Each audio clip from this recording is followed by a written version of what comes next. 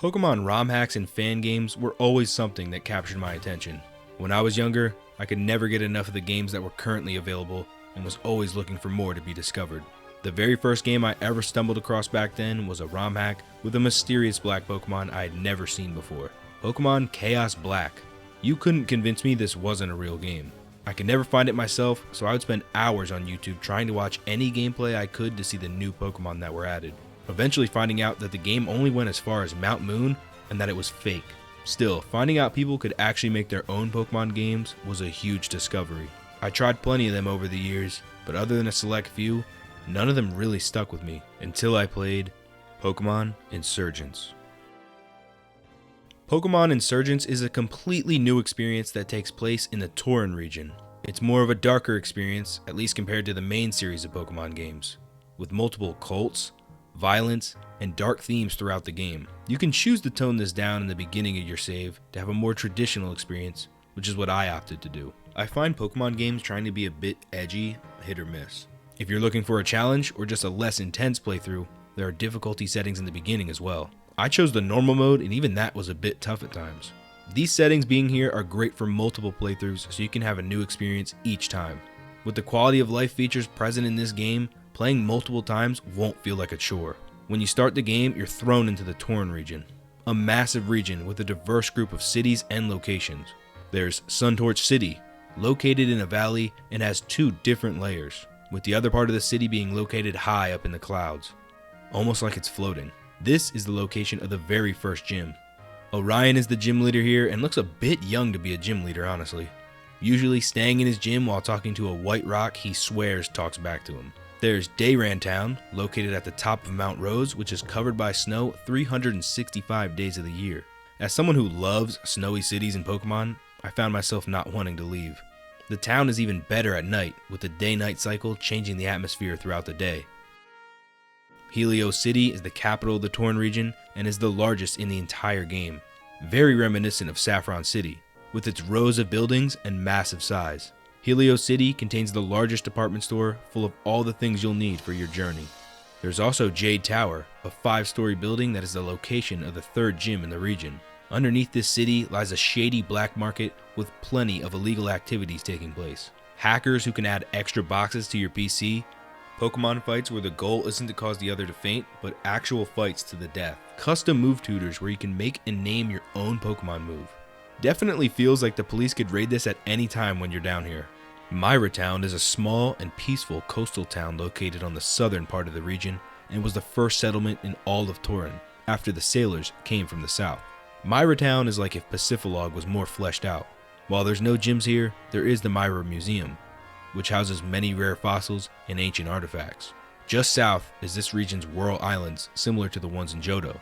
Sonata City is where people and tourists go for entertainment, as it's the location of the Sonata Tracks, a Pokemon racing track that the player can participate in and get sponsors for to earn various prizes. Now this minigame was almost the death of me, let me tell you.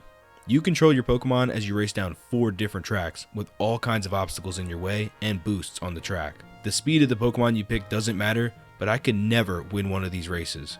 I think they let me win the first time, but after over an hour I just had to walk away. It's pretty addicting though, I won't lie. Mechi Town is probably the most useful town to the player. The daycare is located here and you get access to it pretty early in the game. This is also the place you can create your secret base and with all the benefits that go with it. I'll go more into depth on that later though. The Tauren region has plenty of great landmarks as well. North of Route 2 are the ancient ruins, guarded by a Mega Lucario. The Dragon Ruins off Route 13 is the rumored location where Zekrom, Reshiram, and Kyurem were all created during the Unova War. The beautiful Snowtown connects to the Rose Crater, a huge lava-covered crater at the peak of the highest mountain in the region. There's always hail falling here despite the intense heat. The Tauren region is one of the most fleshed out fan-made regions I've seen. It felt like a lot of care went into it, where even the NPCs didn't feel like placeholders. It actually pays to talk to everyone in the town with the amount of items, quests, and just general knowledge they provide. I often would spend a little too much time in these locations. Some locations do feel a bit samey at times, and that's due to the limited assets, but still, the Tauren region is one of my favorites. This region was founded by the first Augur a long time ago after a major war between many of the cults throughout the region. Now, what exactly is an Augur? Well, the Augur is a new class of trainer and is the most important trainer in the entire region. After defeating many of the Colts, the first Augur, Adam, disappeared, leaving the spot vacant. The second Augur, Jaren, is actually the first person we see in Insurgence, as he gives a speech talking about the death of the first Augur and how he plans to not allow any of the remaining Colts to continue any wrongdoings in the region. Right away, you can just sense something's off with this guy. As soon as your adventure starts, you're in the heart of the cult of Darkrai, one of the 5 remaining cults in the region. A cult whose main goal is to summon Darkrai. Big surprise, I know. They're the most mysterious cult in the game, and their intentions are unclear what they plan to do with Darkrai when they actually get it. They are led by Persephone. She'll stop at nothing to achieve her goal of summoning Darkrai, even sacrificing her own people in order to get it to spawn. With the help of your new guardian Mew, you're able to escape. All of this before you even get your first Pokemon. This game doesn't have a new generation of Fakemon, but you do get a unique group of starters. They look familiar, but they're actually Delta Pokemon. These are a special kind of Pokemon whose type and appearance differ from their normal counterparts. Basically regional variants before that was even a thing. It's believed that these Pokemon are even better than their originals, although their stats are exactly the same. One of these choices is Delta Bulbasaur, a pink and green psychic fairy version of Bulbasaur classified as the Crystal Pokemon. It's the only starter with differences in appearance based on gender. Delta Squirtle is a dark purple Squirtle variant with a strong Ninja Turtles look to him and a dark fighting typing. Fitting that it's the Ninja Pokemon. And lastly, Delta Charmander, the skeletal Charmander with purple eyes and purple flame with the rare Ghost Dragon typing. Man, this is one of the coolest Pokemon I've seen in any fan game. The whole line is just amazing. Each stage getting darker and darker. I'm not sure there's a better line in the game. If you went with Squirtle though, I wouldn't be mad. Blastoise is an absolute beast as well. Not to mention a peak shiny. The opportunity wasn't wasted. Venusaur is a different story though. The color scheme just doesn't fit well and overall looks a little off. I will say the female version is better overall, but really it just doesn't compare to the others. And a neat thing they added was the option to choose Eevee if you're opposed to using fan-made Pokemon. Different Delta Pokemon can be found throughout the entire region, although they're quite rare as they sit as static encounters and often require some work to get to. Delta Combi becomes a Metal Engine Pokemon with Steel Fire typing, almost like a future Paradox Pokemon, evolving into Delta Vespiquen, the reactor Pokemon using its rocket-like body for flight. Delta Snorunt is almost unrecognizable from its original design, the complete opposite from what it was before, now being a fire type. Both its evolutions were transformed as well. Delta Glalie becomes a large lava ball with a fire rock typing, and Delta Frostlass becomes a ghostly flame and is a pure fire type. Do you know what this Delta Pokemon is based on? This is actually Delta Budew. The entire line becomes a dark fairy type, still looking elegant, but drastically different from before. There are a bunch of new Mega Evolutions as well, for older Pokemon and for the Delta forms. The Johto starters all get the Mega Evolutions they were meant to have. But Meganium finally gains the Fairy type. Flygon and Milotic, the forgotten favorites of the Hoenn region, not only get the Mega Evolutions they've deserved, but have the best fan-made designs I've seen for them. Jirachi is a Pokemon I never thought about giving a Mega Evolution to, but I'm really glad it's in here. Mega Hydreigon is super unique, actually adding more heads to its sprite when it's hit, much like the Hydra it's based on. Delta Pokemon receive some good ones as well. All the starters have great Mega forms to use. Delta Charizard is still the coolest of the 3. Delta Glalie's Mega is one of the funniest Megas in the game. I honestly can't help but laugh every time I see it, especially its shiny form. Delta Milotic is drastically different from its base form, and the Mega Evolution brings this to a whole new level. Heavily considering adding this one to my team. There's a surprising amount of Delta forms in this game with really good designs. Some of them are locked until post-game, unfortunately. Certain Delta Pokemon were created by the most interesting cult in the game, at least for me, the Perfection Cult. They operate much differently from the other cults in the game, not specializing on a specific type of Pokemon, but experimenting to find Pokemon that are truly great. The leader Ryukura and his assistant Taion are a pair you run into quite often as they try new methods for achieving perfection. One of the most memorable fights in the game was in the lab in Kepler City. Taion battles you with quite a diverse team, featuring a Mega Charizard X with Dragon Dance and solid coverage, a Luxray with Guts Flame Orb combo that can really give you trouble, especially with Facade, a tough legendary Pokemon in Kyurem, and the first ever armored Pokemon you see being Armored Zekrom. Putting armor on a Pokemon is one of the coolest concepts I've seen, and my immediate thoughts were that I needed one of these. The Perfection Cult created the armor to make Zekrom even better as it raises its defenses by about 30. Armor is kinda like a mini Mega Evolution. Few other Pokemon received them like Tyranitar, making an already tanky Pokemon an absolute monster. I didn't think Tyranitar could look any better, but the silver and pink are a great touch. Levani is a bit of an odd choice for armor. It's kind of like leather armor in Minecraft. Like, sure, it helps, but why bother? Armored Mewtwo doesn't even get a stat increase, just a new ability, Hubris, which basically is a special form of Moxie. The Perfection Cult isn't necessarily an evil team. Some of their methods they use to achieve their goals can be a little aggressive, but I wouldn't call them evil. The other remaining cults are more familiar in how they operate and are most comparable to the main series of evil teams. The Abyssal Cult is basically like Team Aqua as they worship Kyogre, even putting this similarity out and telling us that the events of Ruby and Sapphire took place 50 years ago. Though it's known that they ultimately wish to obtain Kyogre, it's Lugia that they want to use to flood the region in order to have Kyogre summon a number of ancient deep sea Pokemon from the depths. All the cultists doing their best to impress their leader, Audrey. She's a cocky yet clever leader, tricking people into believing she only wanted Kyogre, hiding Lugia's bell in plain sight. Unlike Team Aqua and their questionable motives, Audrey plans on using the ancient Pokemon deep in the ocean, which are Pokemon that rival legendaries, using Kyogre to command them. Her team is solid, using the Kyogre she captures against you. Her signature Pokemon Crawdaunt shouldn't be ignored, especially since it has a new Mega Evolution. Dragon Dance paired with adaptability boosted Aqua Jet and Knockoff is quite scary. The first time I fought her, I let her set up 2 Dragon Dances and it was pretty much over from there. She really puts Archie to shame. She actually shares a similar trait to Team Rocket's Giovanni in that she not only has a child, but her child happens to be your rival, Damien, who she abandoned when he was younger. Now the reason I haven't really mentioned your rival Damien yet is because truthfully, he's a bit forgettable. He's pretty much your typical buddy rival where you just kind of feel bad for him. His team isn't very interesting other than him having one of the Delta Pokemon you didn't choose. Just like how you were chosen by Mew, eventually he gets chosen by one of the mythical fairies, being Shaman. Don't get me wrong, I love Shaman, but using one on his team didn't really scare me that much at all. I really did forget he existed a lot of the time. It gets even worse when he becomes infected by Pokérus. Yeah, I know, it's a bit of a long story, but the short version is, Ryukra, the Perfection Cult leader, tried to use it to cure an old man, which turned him into a half-Deoxys creature, who then kidnaps Damien and infects him with it later. He doesn't really speak after this and pops up a few more times. I mean, I like the new look he gets, but even in the last fight, he only gets 4 Pokemon and I barely remember it. Nora is your other rival, and she's a lot more involved throughout the story, picking up the slack for Damien. Nora was also chosen by one of the mythical fairies, being Celebi. Her teams usually get destroyed by any fire type, so again, not a rival that I really respected on a battling level. Her strength as a character really comes from her sticking by you and having your back throughout most of the major events of the story. When your friend group is at the Utira library looking for answers, she actually flips out on Damien, making him leave, which was pretty entertaining. The Utira library is where we first meet the leader of one of the remaining cults in the game, being the Infernal Cult. A cult obsessed with Groudon and actually already having Groudon before you even get involved, which is really interesting. Zenith the librarian is in disguise and it isn't revealed until much later that he's actually the cult leader. He was such a nothing character when you first met him that seeing that he was in charge of a cult was a fun twist. And he's the most fearsome of all the leaders.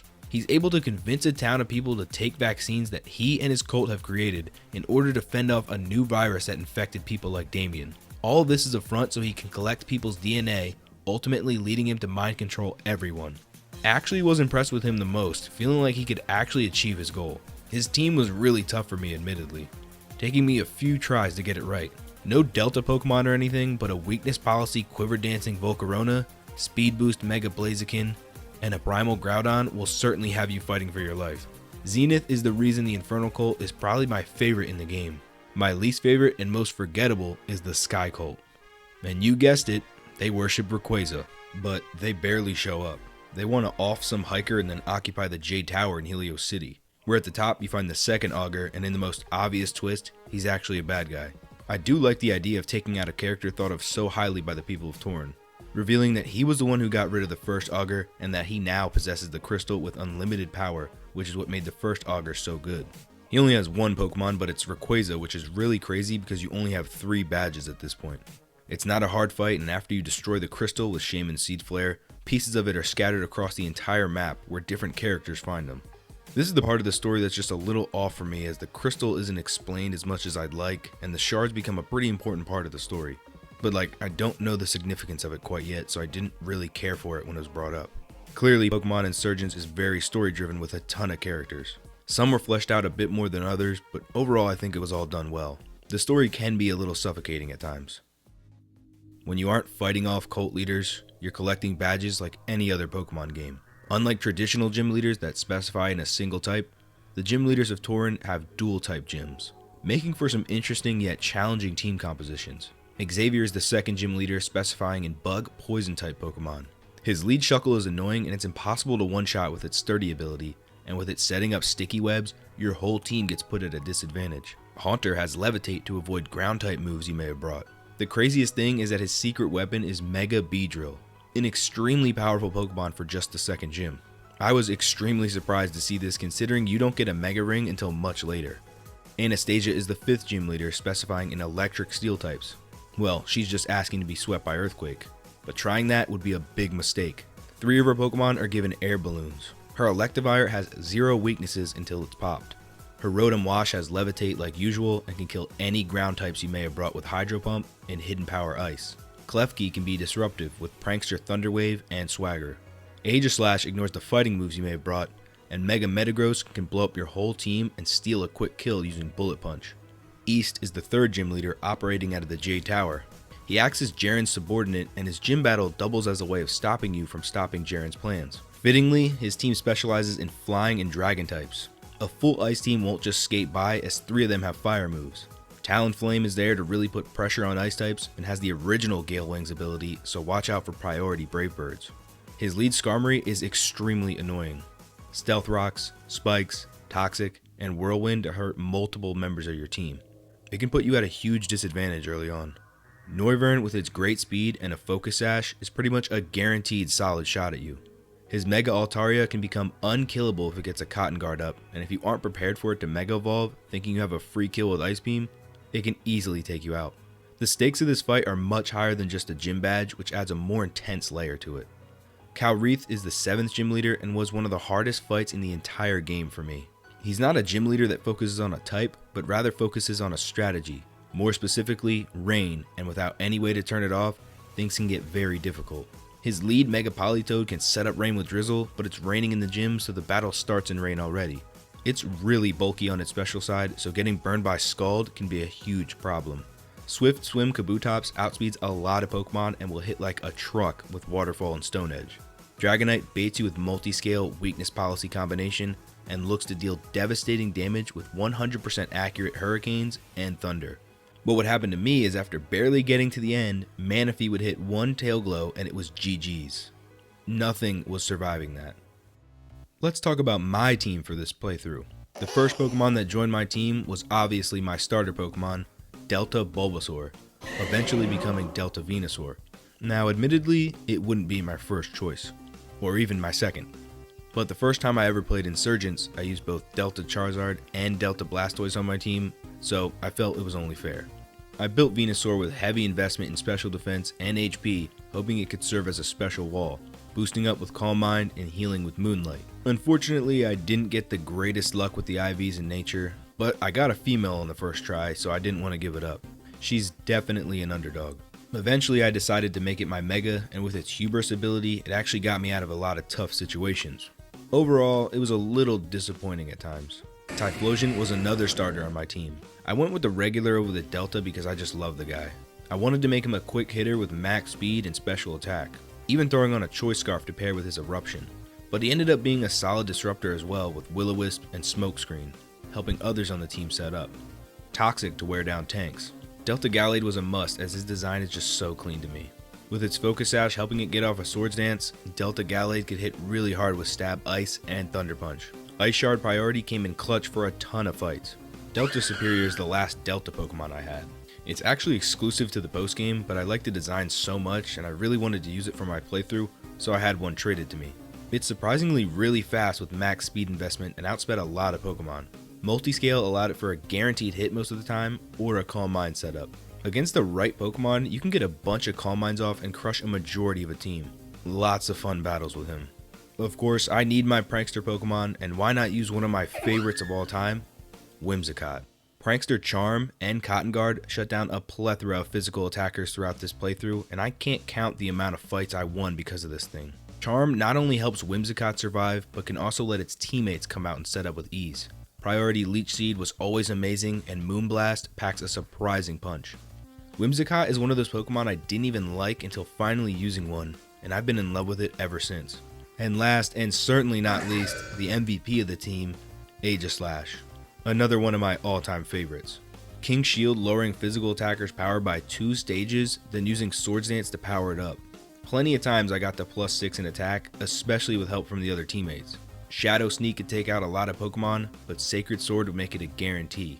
Getting Aegislash in a good spot was always a win condition on my mind and made it easy to slash through opponents. One problem was, my god, do the Pokemon in this game love running Earthquake. Like, please use anything else. Overall, the team was really solid. I really just try and use Pokemon that I find interesting and cool. So even though my team wasn't the greatest ever assembled, as they did have a lot of trouble with certain types like Fire, I was able to carry them through the entire game. Building your team in this game is very fun and has one of the best systems for doing so in any ROM hack I've seen, without just letting you customize them instantly. All done by using the secret base you get in Mechi Town. You're able to customize this base however you want, letting you purchase various NPCs that help you build your team. There's an NPC for EV training, costing you a small fee per fight. An NPC for leveling up, where you can fight Audinos at any level of your choosing, unlocking higher levels with each badge. Again, for a small fee. There's a move deleter, move relearner, IV changer, mart worker, and even a daycare worker. You can create the ultimate base for training your Pokemon how you want with ease. It's truly amazing. As you progress further and further in the game, it becomes easier, but if optimizing your team is important, you can do it pretty early in the game. Grinding for money is really simple with the list of trainers you can fight over and over at any time. It creates a gameplay loop I enjoyed without just handing me everything I need to make my team the best. With the massive amount of Pokemon that are available to you in this game, you can create nearly infinite team compositions. Even through the challenging Elite Four, my team stood up. The Elite Four is like the 7th gym leader in that they don't specialize in types, but in strategies. Like Kayla, who has a Baton Pass team. Her lead Smeargle is an absolute nightmare with Spore, Moody, and a Focus Sash. Her whole goal is to get a Pokemon with a ton of stat boosts and destroy you that way. It honestly can be pretty scary at times. However, she gets a little greedy sometimes and can easily get the chain broken, leading her to be beaten quickly. London specializes in Trick Room, and his lead Mega Reuniclus has the ability Speed Swap, letting it set up Trick Room instantly. He has some heavy hitters and priority moves, so he can ignore Trick Room if he wants to. Just stall out Trick Room and he's pretty easy. Yuki specializes in Hail, using various Pokemon that take advantage of it, using perfectly accurate blizzards or Pokemon that ignore the chip damage. Her Mega Cryogonal and its new signature Sleet ability will not only set the Hail up, but its added Sleet effect will do 20% damage after each turn. It needs to be dealt with quickly or you won't be around for long. Edgard is last and he uses a Sand Team. This was the hardest fight in the entire game for me. I really had no good answer for his lead Hippowdon, who uses Stealth Rocks and Whirlwind to not only force Pokemon out, hurting them on the rocks, but not letting them set up. And yeah, I didn't mention this before, but the important NPCs in this game cheat. Not only using full restores, but max revives. So having to take down Hippowdon twice was just a nightmare. Whenever I would get close to winning, Mega Cacturn with Stab Sucker Punch would steal victory. Don't get me wrong though, the champion fight is still an incredible challenge. I won't reveal who the champion is because I think if you haven't experienced this game, it's one of my favorite reveals. Their team is very powerful and very diverse. Some of the best Delta forms in the game, legendaries, a Mega Evolution, and an armored Pokemon. You really need to have a solid team and a good strategy to get through. The fight is so intense it honestly gave me flashbacks of fighting Cynthia as a kid. It really puts a bow on top of this remarkable story. The strength of a post-game in Pokemon is what separates the really good ones from the all-time great ones. Insurgence has one of the best. The credits rolling is only just the beginning for you. You get the opportunity to become a part of the Timeless. The Timeless is a collective group of 8 trainers who've been chosen by Arceus to guard the crystal. All of them with legendary accomplishments throughout history and have faked their deaths to be a part of this group. You have to beat all of them to be accepted. The members include Dawn, Cynthia, Steven Stone, N, Alan, Red, Suzerain, who is a nod to the developer of the game, and King Vezrin. Defeating these boss trainers was a lot of fun, as I quite enjoy battling characters from other games. There's not just battles in the post-game. A brand new region is explorable with a lot of new Delta forms to be discovered, as well as new quests and new threats to neutralize. There's a functioning battle tower with the classic battle tower seen in the main series, as well as the same battle factory you all know and love. The Challenge Championship is like the Pokemon World Tournament, where you battle powerful trainers from different regions, such as gym leaders and champions. The tournament consists of 3 3v1 single battles in a row, and if you make it to the highest rank, being 50, you're able to get Shadow Mewtwo, which is a prize worth grinding for. The postgame is quite expansive, especially considering how beefy the main story is already. The online functions still work as a 2025, meaning you can make trades with people and wonder trade as much as you want. Pokémon Insurgence is not a perfect game. The story can be a bit corny at times, and with the amount of storylines going on at once, it can have you a bit confused and lost. A little too character heavy, I would say. HMs aren't required, which I like, but some of the special Mew abilities are only used in like one situation and are always there. Backtracking to old routes and discovering new places and items once you unlock a new special ability is charming, however. Insurgence is still one of the best Pokemon games I've played, not just in the category of fan games. If this game came out when I was a kid, I could have easily put 1,000 hours into it. If you've never played it before, I couldn't recommend it more. After writing this, I'm tempted to play again on a higher difficulty and the darker story. Many would put Pokemon Unbound in the spot for the greatest fan game. I'd be interested in trying that for the first time as well. It's been a few years since the last Pokemon Insurgence update, but it can still be regarded as one of the best Pokemon games you can play today. Thank you for watching, and I will see you all in the next one. Peace.